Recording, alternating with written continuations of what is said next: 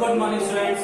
आज मैं आपको एक्सरसाइज 6C बीजगणितीय व्यंजन में पढ़ाने जा रहा हूं। देखिए स्टूडेंट्स, इस पर्टिकुलर सम में प्रोसेस वही है।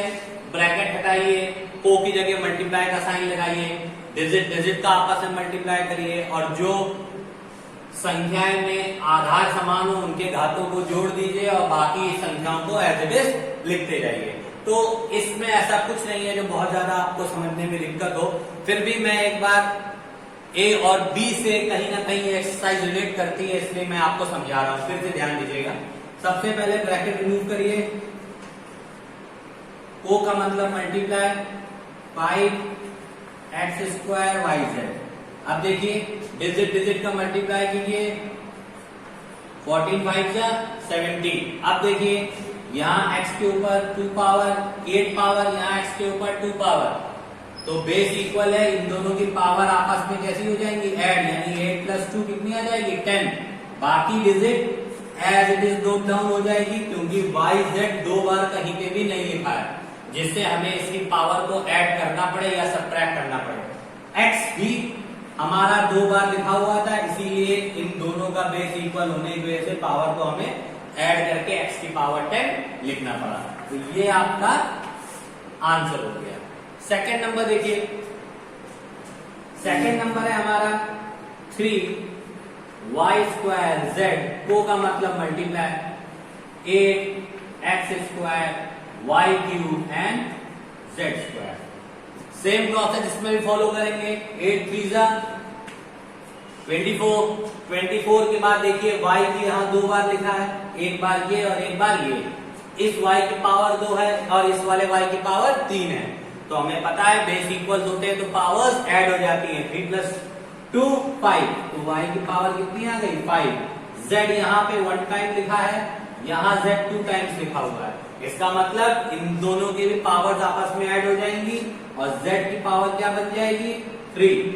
अब देखिए मेरा x छूट गया है। x यहाँ एक बार लिखा है, यहाँ कहीं पे x नहीं है, तो फिर जो चीज एक बार लिखी उसको हम एज इट इज नोट कर लेंगे। अब इस सम को अगर ठीक से लिखना हो तो हम लोग ABCD में x y z इस टाइप से आता है, यानी x पहले आता है, फिर y आता है, फिर z आता है। तो हम ऐसे भी छोड़ सकते हैं और थोड़ा सा सम अच्छा लगे इसके लिए हम इसको इस वे में भी लिख सकते हैं। तो ये आपका आंसर हो गया। ठीक है स्टूडेंट, इन दोनों सम्स को नोट कर लीजिए, क्योंकि अगला जो सम बताने जा रहा हूं वो नया है और उसको किस हिसाब से करना है आपको समझना होगा। इन दोनों सम्स को नोट कर लीजिए।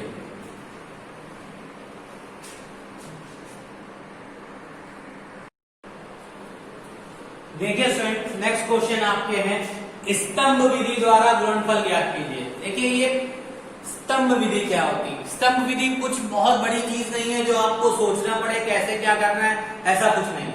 सिंपल सी चीज हमको याद रखनी है, जो एक जैसे डिजिट हो और जिनकी पावर भी इक्वल लगी हो उनको एक साथ लिखना है, और बाकी एक जैसे डिजिट है अगर पावर अलग अलग है तो उसको अलग अलग लिखना है।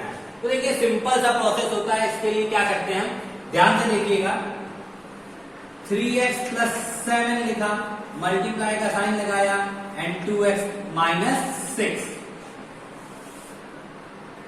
ठीक है, ये मैंने सम लिख दिया। अब देखिए इसमें सिंपल सा जैसे हम लोग मल्टीप्लिकेशन करते थे सेम प्रोसेस इसके साथ भी करना है। सबसे पहले 6 का मल्टीप्लाई ऊपर की दोनों डिजिट के साथ कर लीजिए, या 2x का मल्टीप्लाई ऊपर की दोनों डिजिट के साथ कर लीजिए। आपको जिसका मन करे उसका कर लीजिए। तो चलिए सबसे पहले हम 2x का मल्टीप्लाई कर देते हैं। 2x का मल्टीप्लाई 3 के साथ करेंगे, 3 2 जा 6x²। अब 2x का मल्टीप्लाई 7 के साथ करेंगे, 7 2 जा 14x। देखिए मैंने 2x का मल्टीप्लाई एक बार 3x के साथ किया और एक इसी 2x का मल्टीप्लाई एक बार 7 के साथ किया। ठीक है, तो ये मेरी डिजिट आ गई। अब -6 का मल्टीप्लाई 3x के साथ करेंगे, तो देखिए 3x × -6 करेंगे तो माइनस का 18x आएगा। अब 18x को लिखना कहाँ है? इस 6x² के नीचे नहीं लिख सकते हैं, क्योंकि यहां पे x एक बार है और यहां x की पावर 2 लिखी है। तो इसको वहां लिखना होगा जहां x की पावर एक बार है, वो है ये। तो 18x को हम यहां लिख देंगे। ठीक है स्टूडेंट, ये चीज समझने वाली थी कि 6 3 18x जो मेरा आया उसको मैंने इसके नीचे क्यों नहीं लिखा, क्योंकि यहाँ x की पावर कितनी लिखी है 2, और हमारी क्या आई है x की पावर 1 यानी केवल x, तो केवल x को केवल x के नीचे ही रखेंगे। सिंपल सी बात है, ये हम लोग एक स्कूल में पढ़ते हैं, क्लास सेकंड के बच्चे एक साथ बैठते हैं, क्लास फर्स्ट के बच्चे एक साथ बैठते हैं, तो इस x और इस x पे पावर कितनी लगी है 1, इसका मतलब ये दोनों क्लास 1 के बच्चे हैं, तो इन दोनों को एक साथ रखिए। भाई इसको 6x² के नीचे लिख देंगे तो गड़बड़ नहीं हो जाएगी, क्योंकि ये क्लास सेकंड है और ये वाली क्लास फर्स्ट है। क्लास फर्स्ट के साथ बैठेगी और क्लास सेकंड के साथ बैठेगी। तो ठीक है, समझ में आ गया मैंने यहाँ क्यों लिखा। अब नेक्स्ट देखिए 7 6, अब इस 6 के साथ तो मैंने मल्टीप्लाई कर दिया, अब 6 के साथ मैंने 3 में तो मल्टीप्लाई कर दिया, अब 7 में छोड़ तो देंगे नहीं, 7 में मल्टीप्लाई करना पड़ेगा।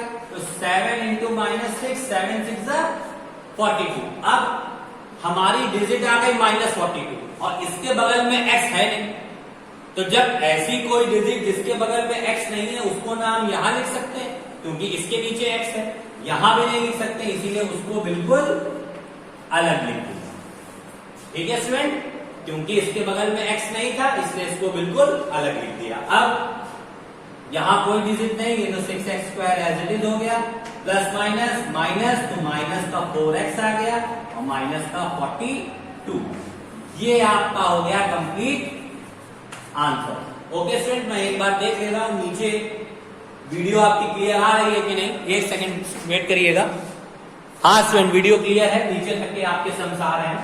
तो ये चीज आपको समझ में आई, 2x का मल्टीप्लाई पहले इसके साथ फिर इसके साथ लिख दिया, -6 का मल्टीप्लाई जब इसके साथ किया तो 18x आया, यहां लिखेंगे 6 7 42, मैंने यहां लिखा, डिजिट को नोट करेंगे। ठीक है, अब सेकंड सम देखिए, इसमें भी क्या x² -a² multiply x plus a, ये लाइन मैंने ड्रॉ की। देखिए सिंपल सा प्रोसेस, x का मल्टीप्लाई पहले इसके साथ फिर इसके साथ, तो जब x का x² में मल्टीप्लाई करेंगे तो x³ आएगा, माइनस x का इसमें मल्टीप्लाई करेंगे तो xa² आएगा। ठीक है स्टूडेंट, कोई दिक्कत तो नहीं। इसके ऊपर पावर 1 थी, यहाँ 2 थी, मल्टीप्लाई हुआ, पावर ऐड होकर 3 बन गई, यहाँ मल्टीप्लाई हुआ तो x और a² आ गया। अब a का मल्टीप्लाई इसके साथ करेंगे x के साथ तो आएगा ax², जब a का मल्टीप्लाई इसके साथ करेंगे तो ax² आएगा। देखिए मेरी इधर वाली डिजिट में a तो है नहीं तो हम लिख ही नहीं सकते, यहाँ पे x के ऊपर 1 पावर लगी है यानी क्लास फर्स्ट का बच्चा है, यहाँ x के ऊपर 2 पावर लगी यानी क्लास सेकंड का बच्चा है, तो ये यहां भी नहीं लिख सकता, इसीलिए इसको बिल्कुल अलग से लिख देंगे, डिजिट प्लस की आएगी क्योंकि a भी प्लस का है और x² भी प्लस का है। अब a का मल्टीप्लाई इस a² में करेंगे तो a³ आएगा, क्योंकि इसके ऊपर 2 पावर इसके ऊपर 1 पावर, a की पावर कितनी 3, और प्लस माइनस माइनस, इसको भी हमें अलग से लिखना पड़ेगा, a की पावर 3, वजह क्यों है, इसके बगल में x है नहीं तो ना तो यहां लिख सकते हैं ना इसको यहां लिख सकते हैं, तो इसको बिल्कुल हमने अकेले लिखा। अब इन डिजिट को ऐड कर दीजिए, देखिए क्या आएगा, x की पावर 3, इसके नीचे कुछ नहीं है तो xa², इसके ऊपर कुछ नहीं है तो ax² और लास्ट में वैल्यू आ गई आपकी a³। तो ये हमारी है स्तंभ विधि। तो स्टूडेंट इन 2 सम्स को नोट करिए, इन 2 सम्स की प्रैक्टिस कीजिए, इसी टाइप के आगे के सम्स मैं आपको अपनी नेक्स्ट वीडियो में बताऊंगा, जिससे आपको इन सम्स को समझने में अगर कोई प्रॉब्लम हो रही हो तो ये सम्स आप फिर से कर सकें। अभी आप लोग इन चारों सम्स को अपनी फेयर कॉपी में नोट कर लीजिए और कोई प्रॉब्लम हो तो मैसेज या कॉल के through. Thank you and have a nice day.